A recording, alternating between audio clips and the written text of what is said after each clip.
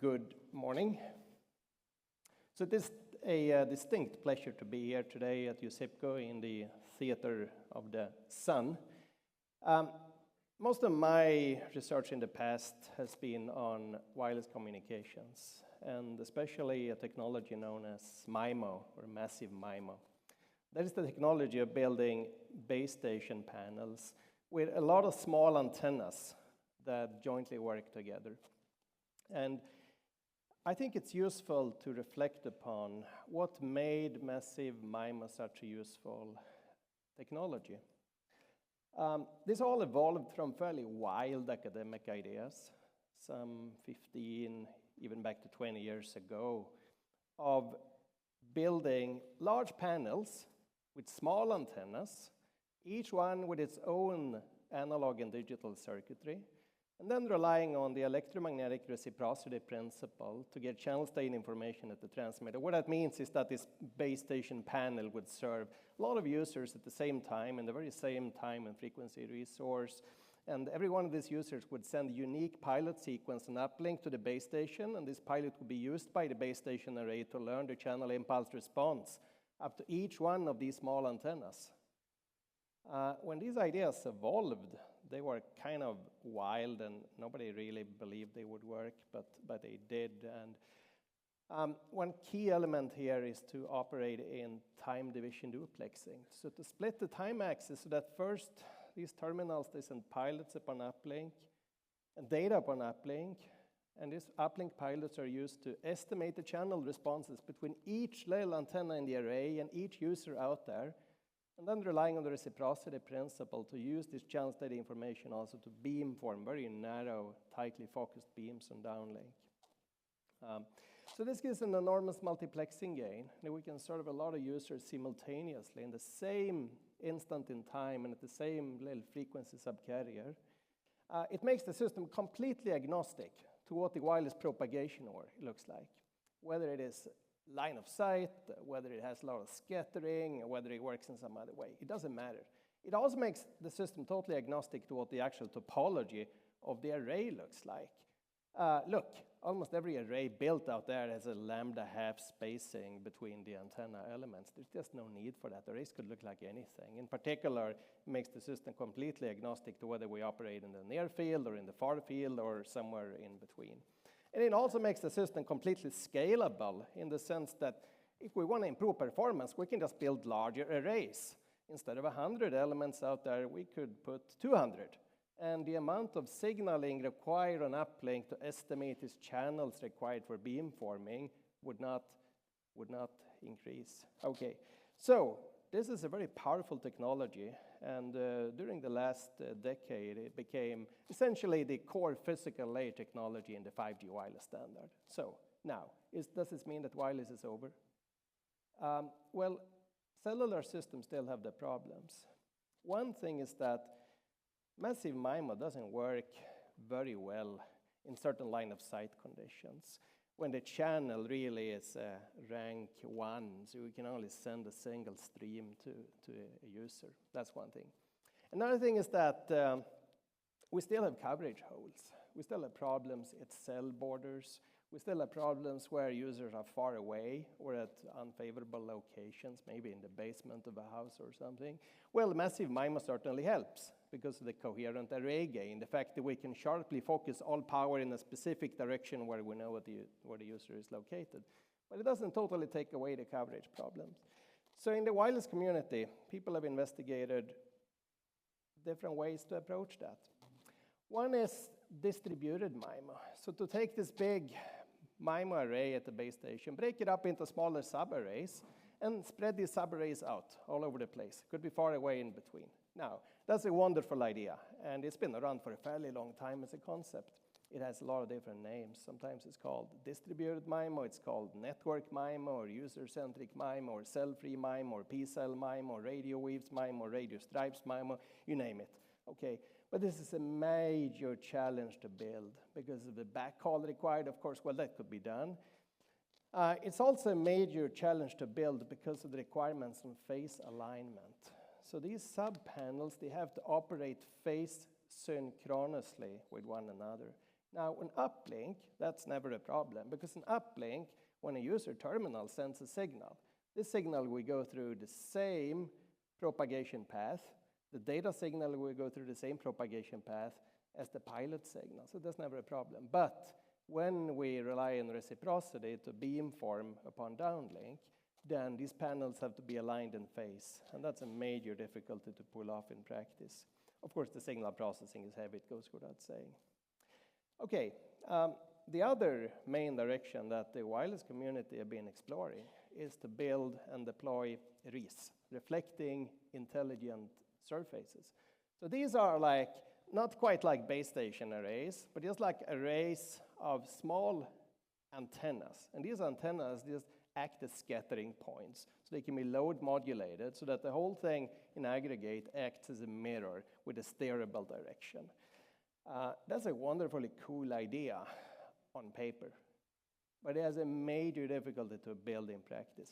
One thing is the physical size. Where are we actually going to put these? Now, it's hard enough to find sites to deploy massive MIMO panels and arrays outdoors. It's hard enough to find sites to put wireless base stations, so why would we put these RIS? But maybe that could be solved. Another problem that maybe could be solved, but which is very challenging, is that now if these RIS surfaces are going to be steerable in real time, then each little atom, each little antenna will have to be phase controlled in real time, and it has to be phase controlled on the time scale over which the small scale fading changes, which means outside in a mobile environment, maybe, well, every millisecond or so.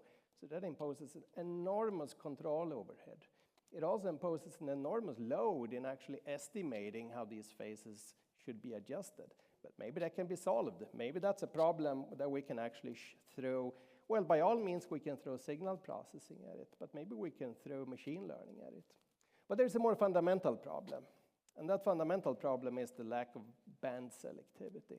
So these arrays, if we put them out there, they will reflect signals for sure, but they will reflect signals within the band that we operate and own as much as signals in neighboring bands, and that's going to be a major difficulty when we have multiple operators that, well, don't share the spectrum, but at least operate in adjacent spectrums chunks. So what else could be done? Well, there is this old concept of a repeater. And a repeater is something that must not be conflated with a relay. Remember, a relay is something that soaks up a signal over some time, maybe a millisecond or so, and then processes possibly the signal and retransmits it, okay? Not a very good idea, because the processing incurs delay and incurs a loss, essentially, of degrees of freedom that makes it a non-competitive technology. But the repeater, in contrast, that's a small, really simple device that operates full duplex. So it takes in a signal, it instantaneously re-radiates that signal with just a tiny delay of maybe 100 nanoseconds, no more than that. Okay, so repeaters are out there. They are used in niche applications. Tunnels is the main use case, really. So what we've been looking at and developing is the idea whether repeaters could actually be deployed at scale in swarms. Put them up there. Whenever there is a power supply available in some form, then put a small repeater there. It just amplifies the propagation environment so that each of these little repeaters will act as a channel scatterer, but with amplification. Yeah? Think of this room. Think of every little point, the corner up there or that lamp over there. That's a scattering point. So we got the radio wave that comes in and it gets scattered. And of course, when it gets scattered, it loses a bit in amplitude. Now, think about us deploying these small repeaters all over the place. And the repeater, it scatters, just like that little lamp or little corner over there, but it also amplifies the signal before it gets re-radiated. So we've been developing this concept of swarm repeaters, where we could deploy these small gadgets anywhere there is a power supply available. Then the question is, what would we require of such repeaters for this to actually work? Well, one question is, could the repeater be as good as a RIS? Could they do the job of a RIS? We would want these repeaters to be like scattering points. So they should be linear time invariant systems. Of course, nothing with an amplifier can be linear in time invariance. You would have to control the nonlinearity. You would have to be careful about adjacent channel leakage and all of that. We could easily make them band selective, because with active electronics we can filter, and we can make sure that they only affect the frequency band that we control and that we want to have control over. And now for these to work in massive MIMO cellular systems in time division duplexing, they would have to be reciprocal. Just like any passive scattering point, these active scatterers would have to be reciprocal. And they would have to align with the time division duplexing pattern in some way. But there would be no requirement for them to be phase aligned. There will be extremely little, if any, control overhead to control them.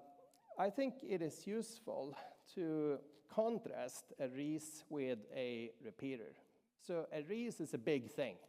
If it's got n atoms, its size is going to be root n lambda by root n lambda. Lambda is the wavelength then. It's not going to amplify, okay? But it is going to give us an array gain.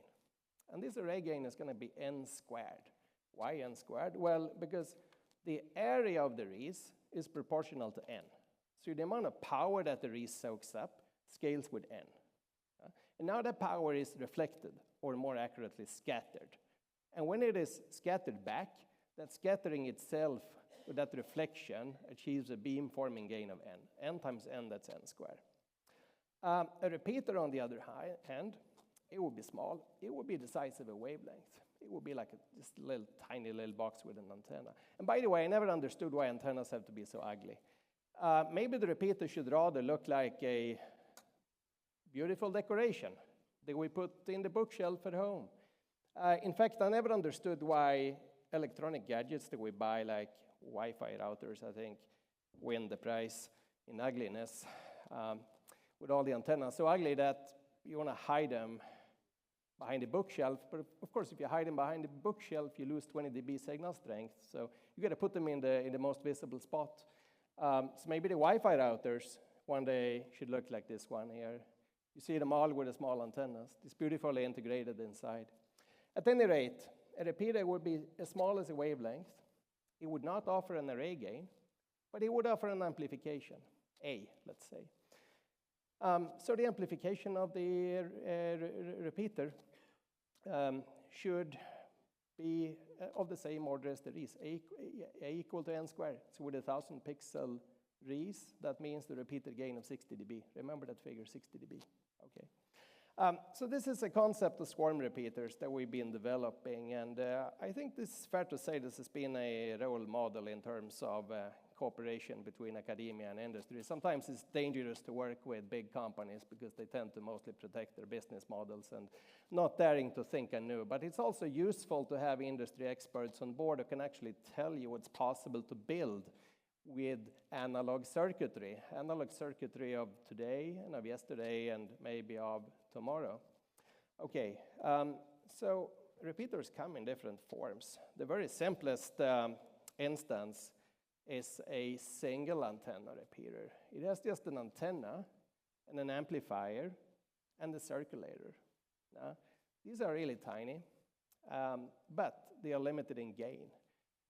The most you can squeeze out of a single antenna repeater is about 40 dB gain, which is not a lot, in fact. It's difficult to build a swarm repeater system that would be comparable to anything that deploys reflecting intelligent surfaces if we stick to single antenna.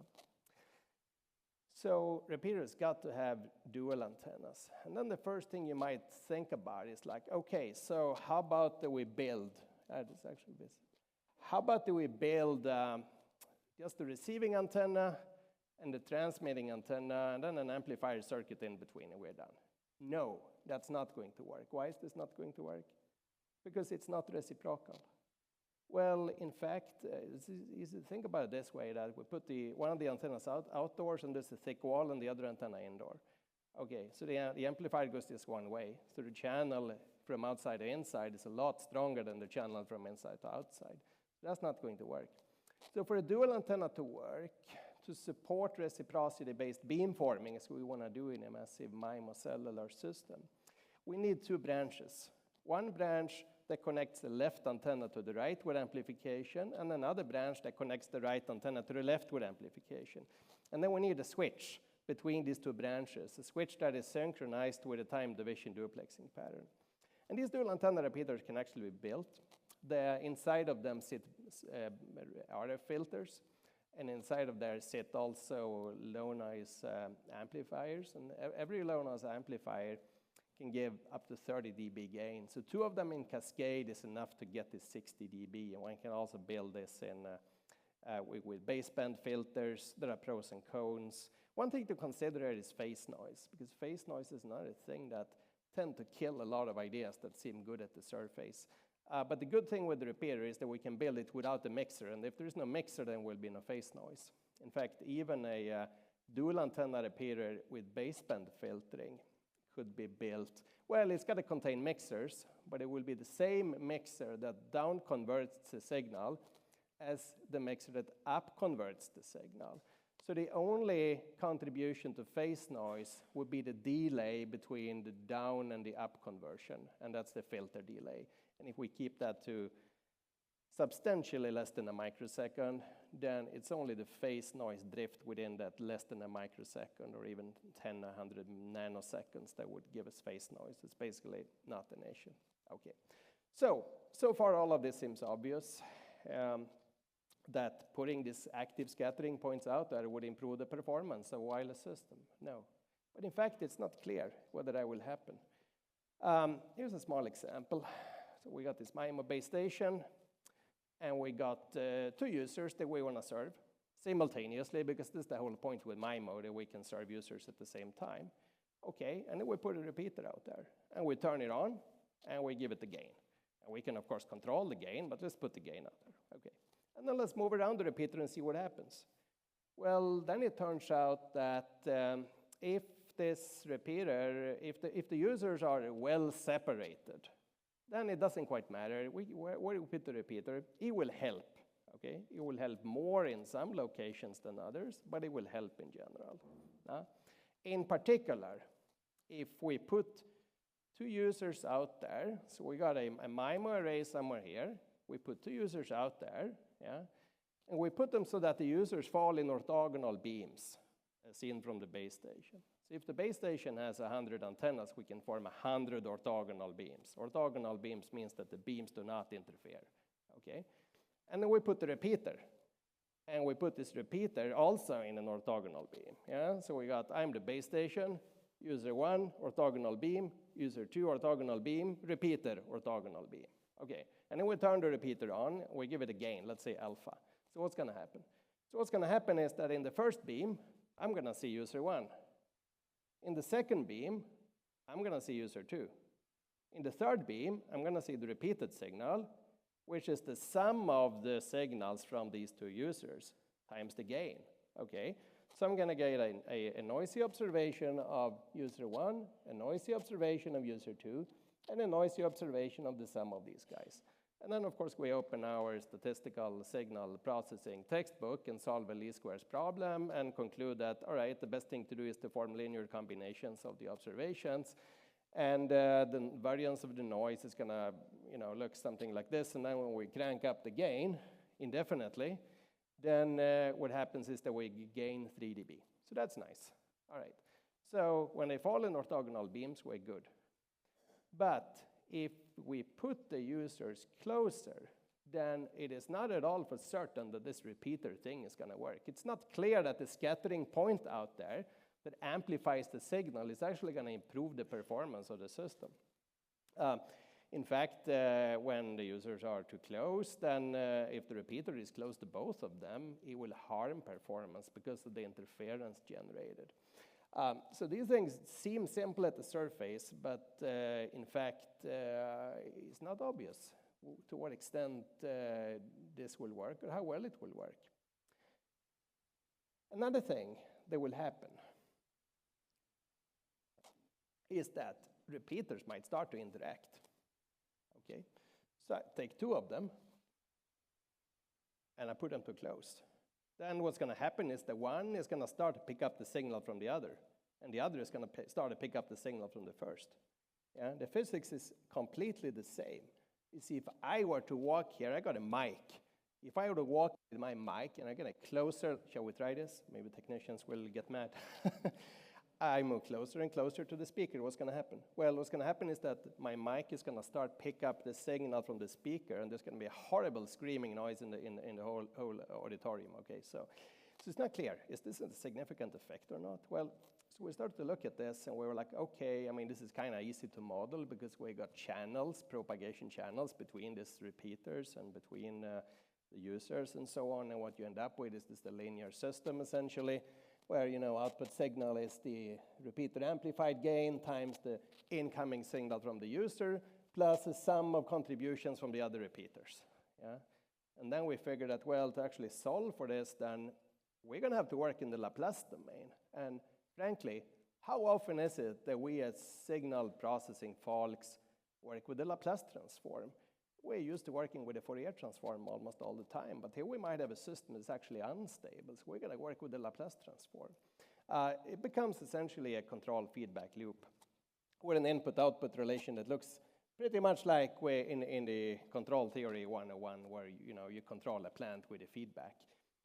And then we analyzed this, and I had my grad student on this, and I said that, hey, look, okay, it's a multidimensional linear time invariant system.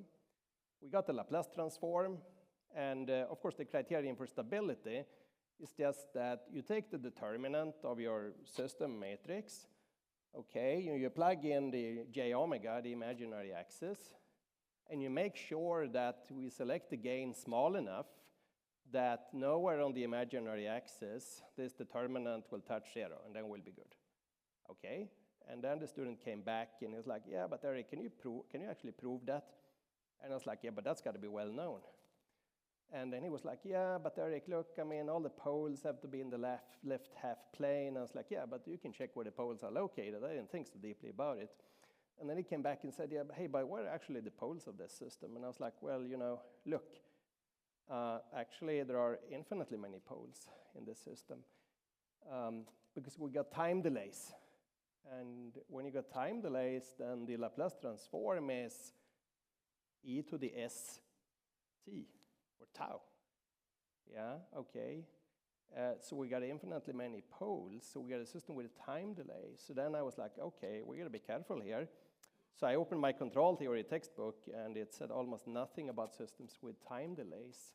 Well, the way this is handled or taught in the typical Control 101 course is that, you got almost 99% of all systems theory and control theory is about finite dimensional systems, systems of ordinary differential equations. You get poles and zeros.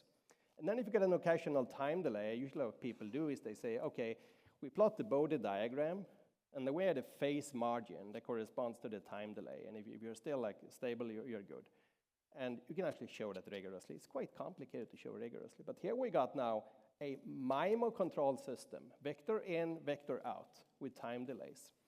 And I couldn't find it in my control book. I couldn't find it in my linear systems book. I couldn't find it in books in multivariate control theory. So I got really confused.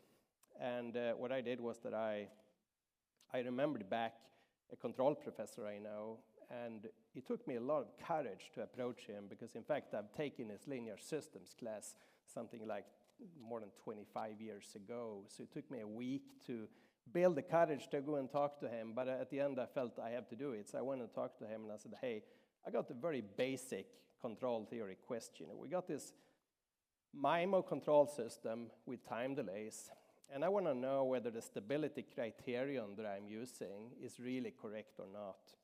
And the response I was expecting was that, hey, Erik, you're supposed to know this. For God's sake, you've been professor for almost 20 years working on these sort of problems. And I was like, probably can sympathize with the feeling. But the response I did get was something else. It was, oh, hey, this is such an interesting question. I've been spending the last 2 years on understanding stability for multidimensional. I was like, it's not like it was a completely open problem in systems theory, but there was really no definite source of actually finding it. So, now and then you stumble upon things that are just totally new even to the experts in fields outside of your own, which is quite exciting. So here is what the Nyquist plot looks like. It's kind of ugly.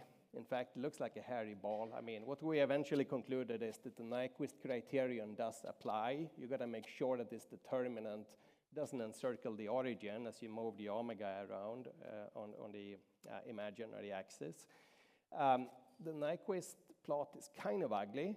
So when it kind of moves around like this, that corresponds to actually moving around the omega axis. And in fact, this also suggests that, at least in this very specific example, that there are only a few frequencies that are actually critical. Because when we scale up the repeater gain, what happens is that this ball expands. I mean, it changes in shape, but it also expands.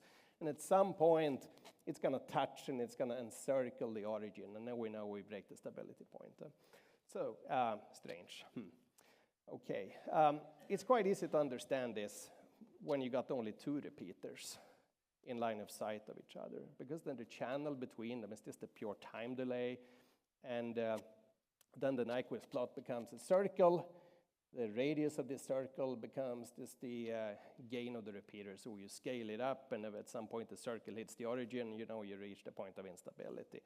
The impulse response, by the way, is also quite nice in this case, because it just becomes a series of direct delta spikes like this, and they decay exponentially until you hit the stability point, and then they increase exponentially. So that's kind of cool. Okay, so then we started to get interested in more foundational aspects of stable systems in the wireless world, which is, to my knowledge, the first time that anybody has encountered this in a wireless system. And we were like, okay, this Nyquist criterion is kind of ugly. Can we get something simpler? And then the first thing you want to think about when you got determinant of something and the eigenvalue should stay away from 1 is the Gershgorian disk theorem. The Gershgorian disk theorem tells us that, okay, you got a matrix and you're interested in where the eigenvalues are located. And then we know that the eigenvalues are located within circular disks with radii that equal the deleted column sum of the matrix. And from this, we deduced an ether bound that depended only on the sum of the gains of the channels between different repeaters. And in a way, maybe that's kind of natural, but it's still kind of messy to compute. One has to search over the frequency axis to essentially find the worst frequency that could create an unstable interaction between these guys. Yeah. Okay, so here's an illustration. We put 100 wireless repeaters on the grid. This was for an outside deployment with 200-meter distance in between. Yeah. That would be fairly consistent with this vision of swarm repeaters outside. And it turns out that the actual stability limit point for this scenario is when they have a gain of 61 dB. That's when this Nyquist kind of hairy ball suddenly touches the origin. Whereas with the Gershgorian bound, that told us 53.6 dB. So we're actually quite far off. So any better ideas on a simpler criterion? Well, I don't know if I got that. Well, I got one. There are lots of other inclusion theorems for eigenvalues that one could use in the Gershgorian bound. One can pre- and post-multiply with different diagonal matrices and play all sorts of tricks. But largely, it's an open problem to figure out what really happens here. Okay. Here's another illustration of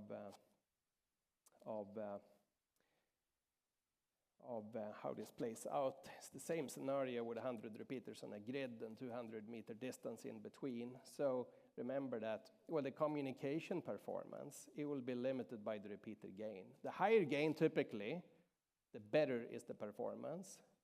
But on the other hand, the gain that we can squeeze out is limited by hardware considerations, by all means, but also by stability of interaction phenomena. And here we can see this is the minimum of the determinant. So when this starts to approach 0, we're in trouble.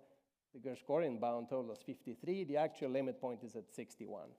So we got an 8 dB between the best simple bound that we have and the actual limit. Okay.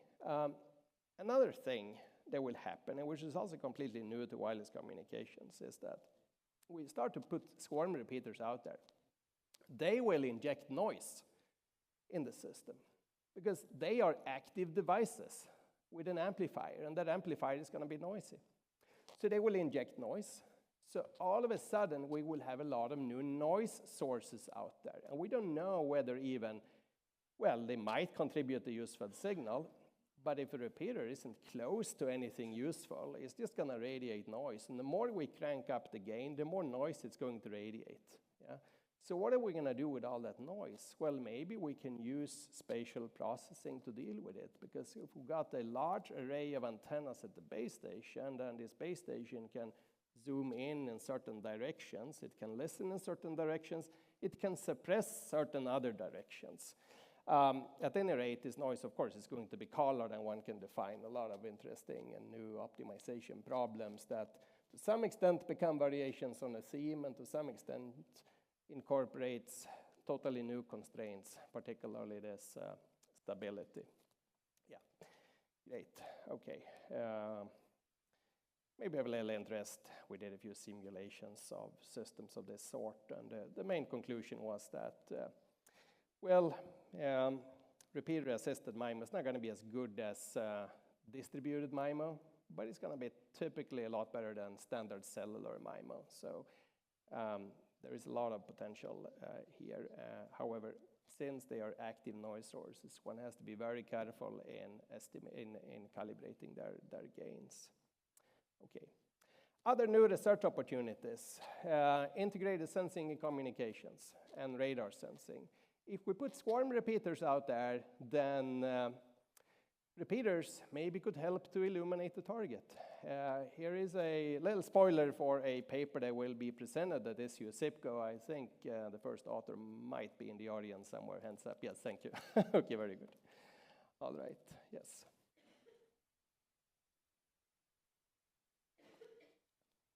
Okay, so in real estate, it said that the three important things are location, location, and location.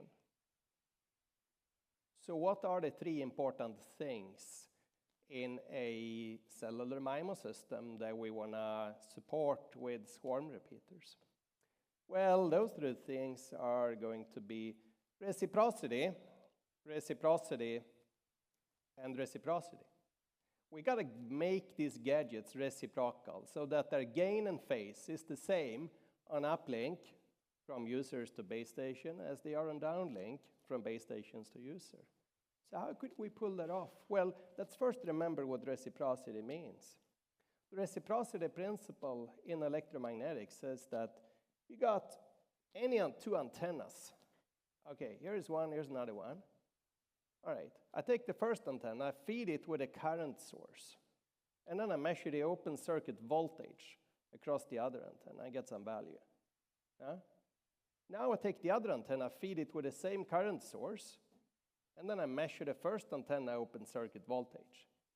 Then I will get the exact same value. That's what the reciprocity principle tells us. And it doesn't matter whether these are dish antennas or beautiful antennas or something else, okay? Now, then in communications, they are in signal processing. We say the uplink and downlink channels are equal. But then we got to be careful, because when we say channel, we're gonna be very precise about what we mean. Typically with channel, we mean the relation between some voltage in a circuit on the transmitter side and the voltage in a circuit on the receiving side. Reciprocity still holds, sometimes with a linear transformation in between, but it is there. It's a fundamental property of physics. But it can be broken. It can be broken by time variation. It can be broken if we put ferromagnetic materials in there, circulators and other stuff.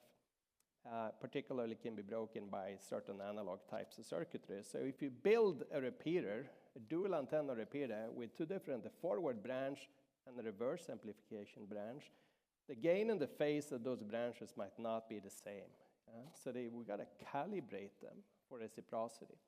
And moreover, this imbalance in reciprocity might change over time.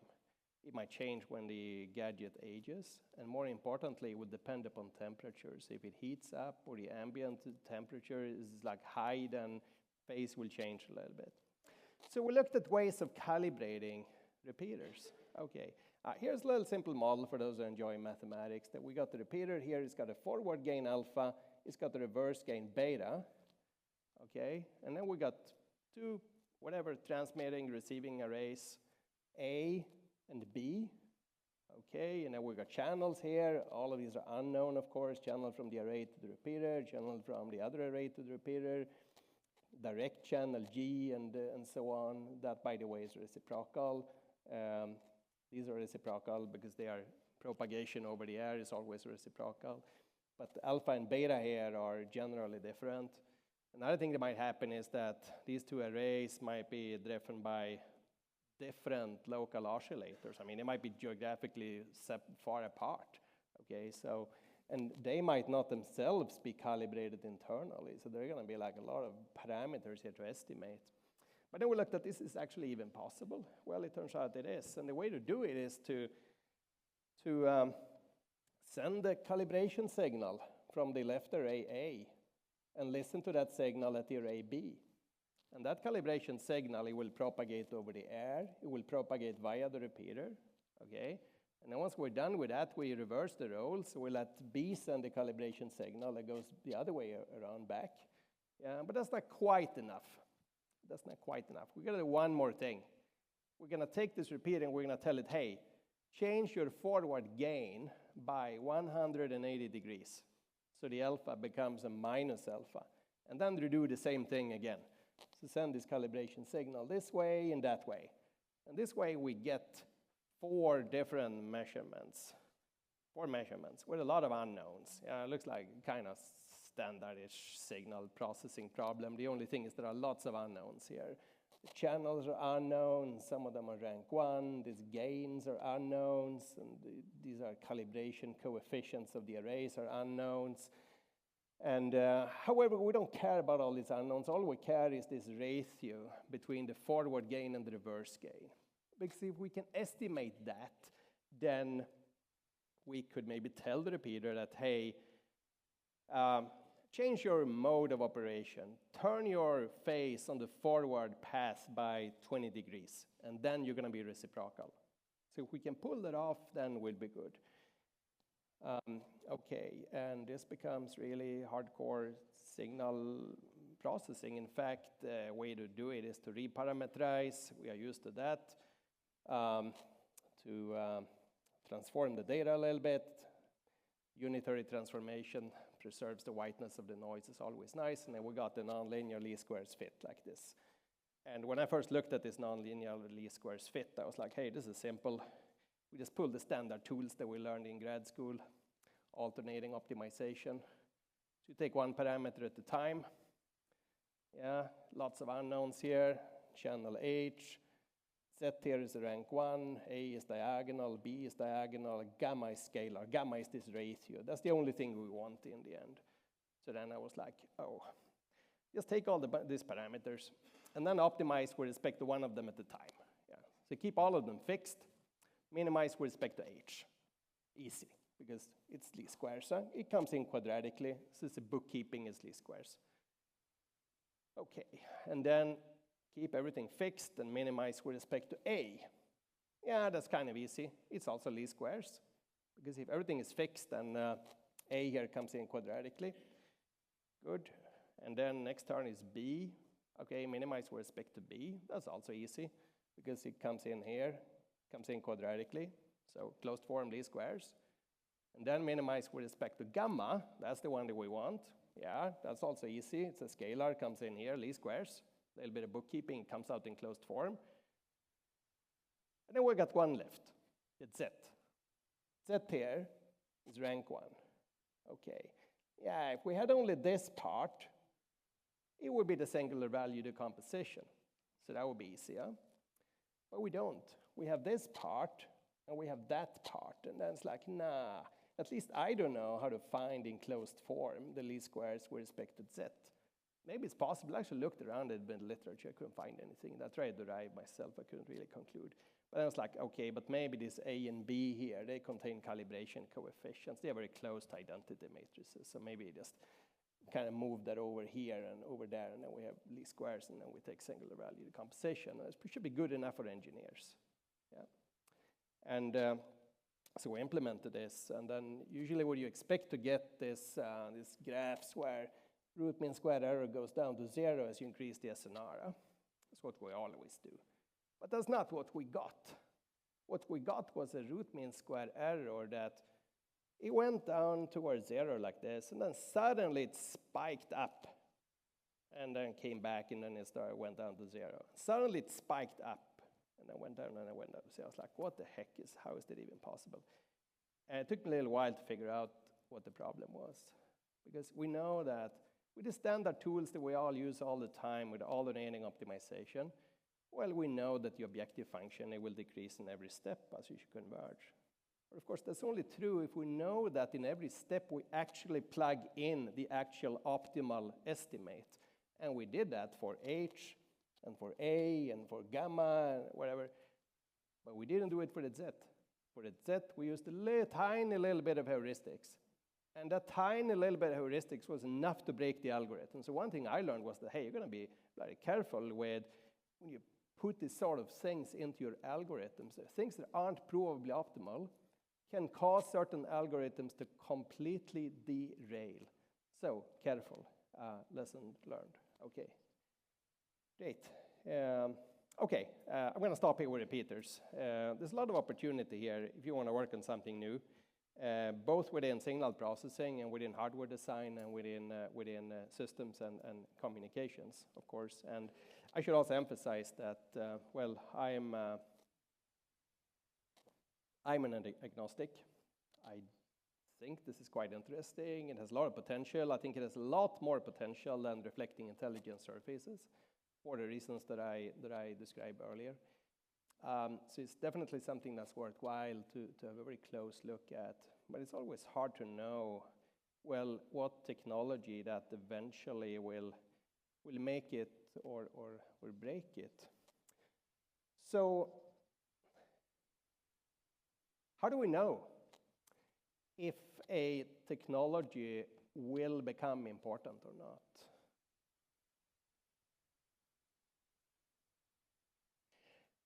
Yeah, I guess I kind of wish I knew the answer.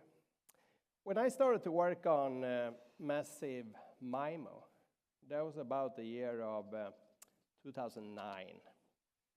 And I guess that's where this all started, more or less. I was sent this paper by Tom Marcetta at the time. It was at Bell Labs in the United States, and I knew Tom from a bit earlier in life. In fact, the story started slightly earlier than this, because I'd always been interested in MIMO systems and in fundamental limits of how engineering systems can operate.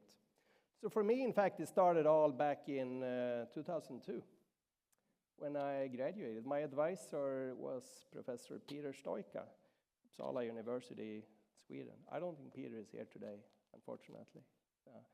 But he's probably the single most important individual who helped shape my thinking. So Peter taught me a lot of things. As you can imagine, camera bounds. Camera bounds for maximum likelihood, and camera bounds for music, and camera bounds for other types of arrays.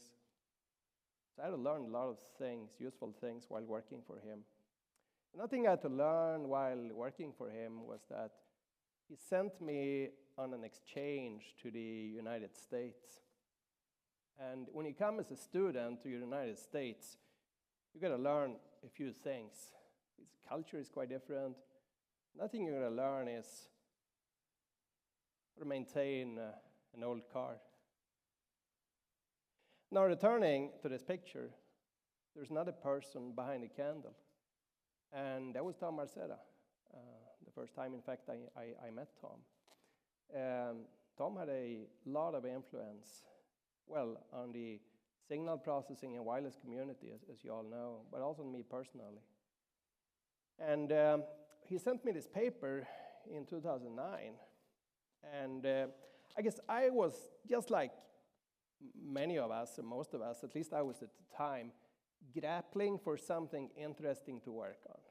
Yeah, I got a few graduate students, and I was like, okay, we worked a bit on spectrum sensing, we worked on cooperative relaying, what other were the hot topics of the time. And I was like, there's got to be something else out there, something really cool to work on. So he sent me this paper, and I read this paper, and I was like, wow, unlimited number of base station antennas. There's got to be something wrong with this. Yeah. So I read the paper again, and I was like, okay, so what is wrong with it? I mean, really the underpinning principle here is the electromagnetic reciprocity of using channels measured on uplink to learn estimates that you can use on downlink for beamforming. And then fundamental trade-offs that inevitably will appear in wireless systems. For example, that you use a set of orthogonal pilots in a cell, and then because dimensions are finite, you're going to reuse this set of pilots somewhere else in different cells, and there will be interference in between of the cells that comes out to be pretty ugly. But I couldn't find anything here that was not sound or anything that was not well rooted in basic signal processing and information theoretic principles. I was like, yeah, somebody got to take a closer look at this. So I put a grad student on the topic, and you probably know that this turned out to be a major success story.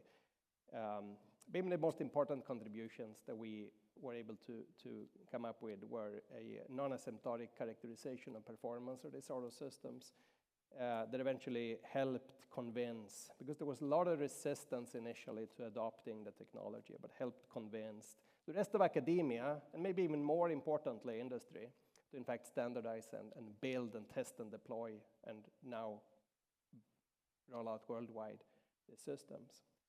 But now and then I get the question, well, but Erik, how did you know that massive MIMO was going to become such a big thing? And then I'm going to give you an honest answer. I didn't know. I had no idea.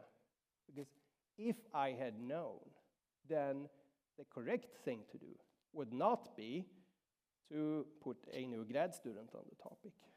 The right thing to do would have been to take the trash can and walk around to everyone in the lab and say, hey, what are you working on? Okay, put it here. Here's the trash can. Start to work on massive MIMO. No, I didn't do this. Okay, so it's very difficult to predict. There's a lot of randomness, I think, in success in any research. There's a lot of talent always. There's a lot of hard work always. There's a lot of persistence always. But we should also be honest, there's a lot of timing.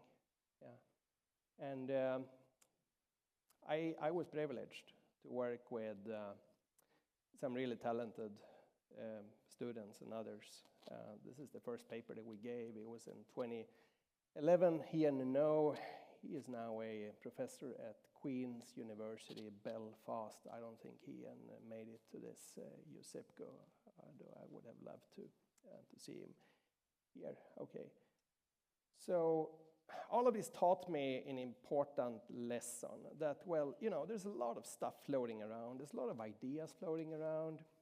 There's a lot of selling floating around. A lot of things like, hey, you should build this or consider that. Or now, how do we tell whether these things actually make sense? Well, I think the lesson I learned is that always focus on the limit of physics, because physics is non-negotiable. Yeah, we can do a lot of things that we can mess with. Protocols. Okay, we might design a protocol.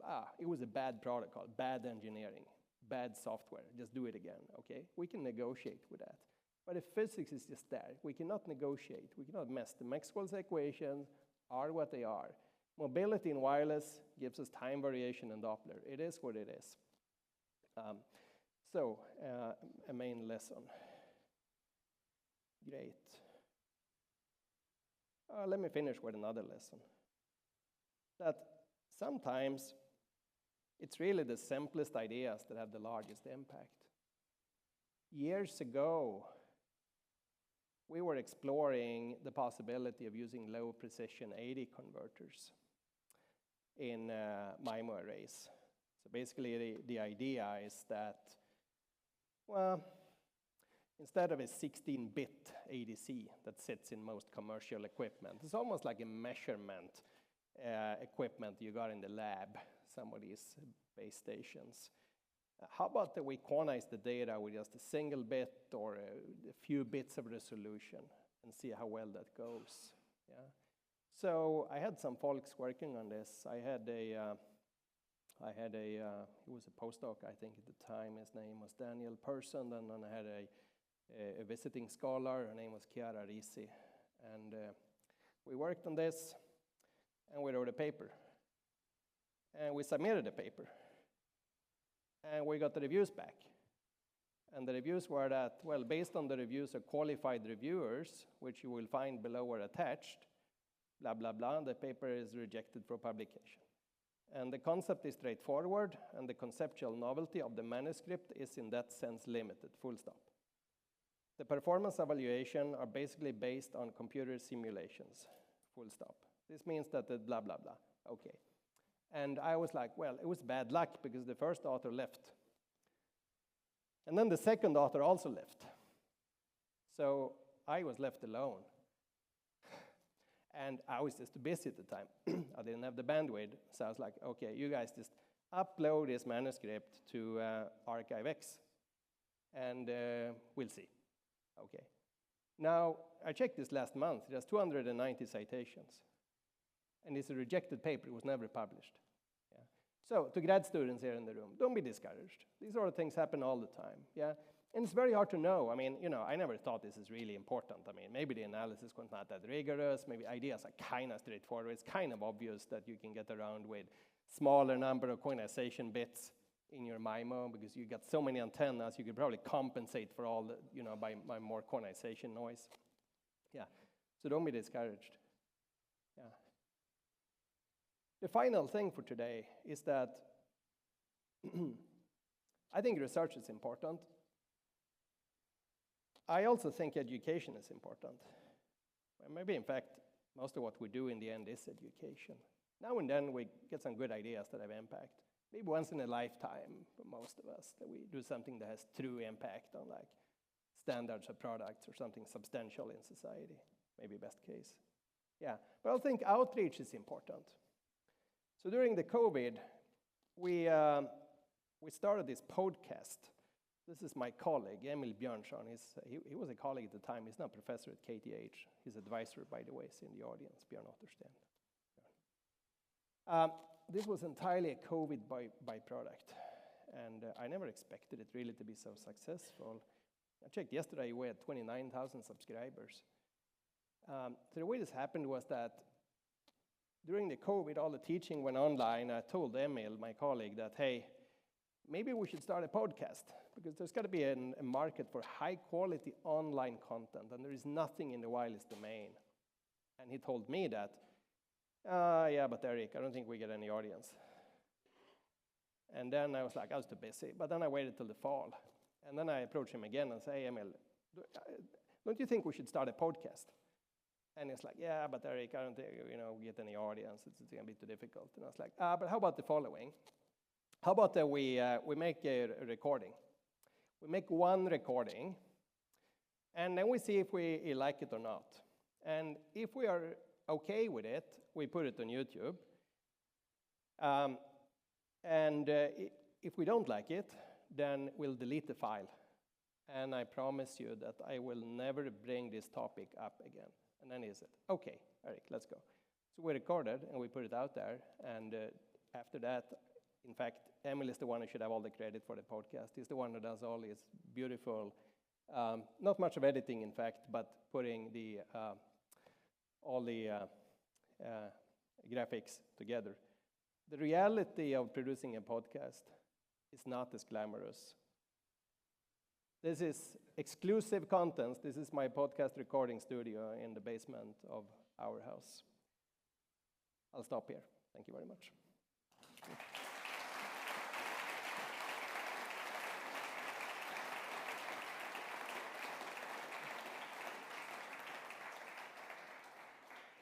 So I want to thank Erik for a fantastic talk, but we have time for some questions, and the questions could be both technical, career, or how to make a podcast. So over to you.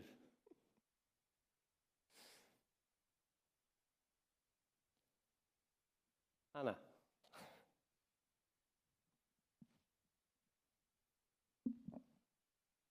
Thank you very much for the talk. It's a very innovative point of view of spatial diversity. I have one question about this swarm of repeaters. I guess that is isofrequency repeaters, right, for the uplink or for the downlink. The coupling between the entrance, the input and the output shall play a role there? Yeah, I mean, excellent question. So just to be clear, I mean, the repeaters are full duplex, so they operate in one and the same band. It's all for time division duplexing. And granted, there will be coupling. And this is going to be the main hardware design question, that there'll be a leakage. I mean, in the single antenna case, what you need to have is a circulator here with enough isolation. And that's a challenge to pull off. Hardware folks tell us that, you know, you can probably do 40 dB gain, but probably not more. Yeah. For dual antenna, these antennas don't have necessarily to sit that close to each other. So you can limit the crosstalk. And I got to rely on the hardware folks here who actually build things. And they tell that, you know, maybe 60 dB is absolutely realistic. If you want to go much higher than 60 dB, then that's going to be a challenge because of internal coupling. And 60 dB is also coincidentally this point where we hit the stability limit in this outdoor 200-meter grid scenario. So it seems to be the ballpark that we probably should shoot for. And 60 dB also happens to be, I mean, speaking orders of magnitude, the gain that a Reese surface with 1,000 pixels would deliver as a gain. So, but you're totally identifying, I mean, one of these, let's say, major hardware design issues that folks should get their hands on. We've time for another question. There's one up in the back there. There's a hand waving.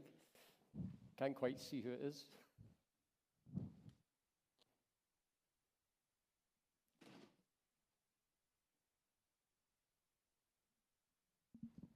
Hi, Nouri Benilam from the European Space Agency. First of all, really nice for this inspiring life lessons that you give, or research lessons. However, my question regarding the repeaters. Here, did you have into account or studied into account the bandwidth and the sampling rate of the repeaters? If the sampling rate higher than the delay that introduced by the repeater, will that affect, or will that introduce actually like more than just interference and also on the sampling rate and the sample domain? Sure. So the question is whether repeaters would sample the signal, and if so, whether the sampling rate would have an impact, and if so, how large. I think it's a great question. I mean, but very likely now for this concept to win, I think repeaters got to be really simple devices. So if possible at all, I think you probably want to build them without sampling and down conversion. You want to build them completely out of analog electronics. Yeah. That said, it's certainly possible to build them with down conversion, and then you could do like baseband filtering. You could even sample, and we'd sample the signal and do the processing in the digital domain. What you got to be careful about here is, as you were onto already, with a delay. And the delay really, it has to be significantly shorter than the cyclic prefix in an OFDM system, so that because it's going to eventually add to the delay spread. And certainly that's an issue. I mean, hardware folks tell me it can be done. It doesn't mean it's easy to do, but it can be done. It doesn't break physics. It doesn't break known design principles or experience and what we've learned from designing systems in the past. Yeah, just do you have like a figure for what kind of bandwidth can be supported for such a system without breaking it, or? Ooh, I don't think so. A bandwidth. I think I'd have to get back to you on that. Okay, I mean, no. to give you know, it's dangerous to give numbers because if I give you a number, if I say something like, you know, this many megahertz, well, is that even an accurate guess? Is it the lower bound on what we can see in the future? Is it an upper bound? Is it the figure that people are going to remember and say, I heard Erik Larsson give a plenary talk and he said this bandwidth. I don't want to be remembered for a bandwidth. So I think I'll have to get back to you. Thank you very much. Very diplomatic answer, Erik. So we've probably time for a couple more questions. Martin. Hey, thank you for a great talk, both on the technical side and the life lessons. Yeah, back to physics, right? You can't avoid the physics. So in the early 2000s, because you mentioned you started looking at it in 2009, early 2000s, there was a paper by Gupta and Kumar on ad hoc networks, because it was popular to believe that ad hoc networks will replace, centralized systems and so on. And the paper sort of gave limits when you had, an infinite number of sources and receivers. I'm sure you know the paper, right? And it was a typical information theory paper. It didn't look at the physics, I think. So can you comment? Because these sort of topics have been studied by information theorists, right? Relay channels and so on. And they never went, I think, the way you went, which is to actually do it and then learn from doing it. And I think that's also a life lesson, maybe. Yeah, absolutely. I mean, there are lots of topics that have been proposed and studied in depth by information theorists in the past. I think maybe one important lesson here is that when you work on wireless systems, the single most important thing to consider and to treat well is channel state information, meaning to have accurate channel estimates everywhere where you need it. And in some cases, that's easy. If you got a MIMO array, you got users out there, and you just want channel estimates for the uplink. Okay, so you have these guys send pilots, and you estimate the channels, and you're done. Now, on downlink, that's more difficult, fundamentally. You could, of course, have the base station send pilots, the users estimate the channels, and take these channel estimates and transmit them back on a control channel. That scales very poorly, because the more antennas you got at your base station, the more feedback is required. And by the way, the more pilots are required also to transmit. Tom Marcella's invention here was to rely on electromagnetic reciprocity to get the channel state information. So that, well, we got the MIMO array, we got the users out there, they send a pilot, each one. All the antennas measure simultaneously. It doesn't matter how many antennas there are, could be millions of them, okay? They all measure simultaneously. And each one of them measures a channel impulse response. And that channel impulse response is valid for the uplink, plus that by virtue of reciprocity, it's also valid on the downlink. So we get channel state information almost for free. And channel state information is important. It's what determines the accuracy that you get when you later try to decode your data, and more importantly, when you beam form, when you shoot power in specific directions like this. Tom said once, and this is a line that I'll take the liberty to reuse it, that, well, channel state information isn't everything. It's the only thing. And I think that summarizes it. And now to your question on a lot of information theory out there ignores the fact that really knowing the channels is what makes or breaks the deal. Time for one more. Or I sense that the call for coffee. Oh, sorry, there's one there. Who goes first? Does it work? Okay. Yeah. Do you have a good model for these repeaters? Because these are mainly analog type of implementation, right? So we do, you have some people who are building it or experimenting with it. Do they have good models for the whole repeaters? Yeah, it's a good question. Do we have good models? Well, I'm a signal processing, let's say, person or communication theorist. Sounds like very pretentious, I think. But so I tend to like linear time invariant systems, where you got an impulse response, you're done. Everything is like in the Fourier domain, or here in the Laplace domain, in fact. But in reality, we might not have a linear time invariant system because we got amplifiers, and amplifiers are non-linear, so we got to be very careful. It's not clear to me that non-linearity would be a main issue here. We got to model it accurately, but other than that, I mean, as long as everything is linear and time invariant, we don't need really a lot of advanced models. In fact, I think the systems we build should be agnostic to what models, and in this case, what propagation looks like and what the specific characteristics of a particular brand repeater is.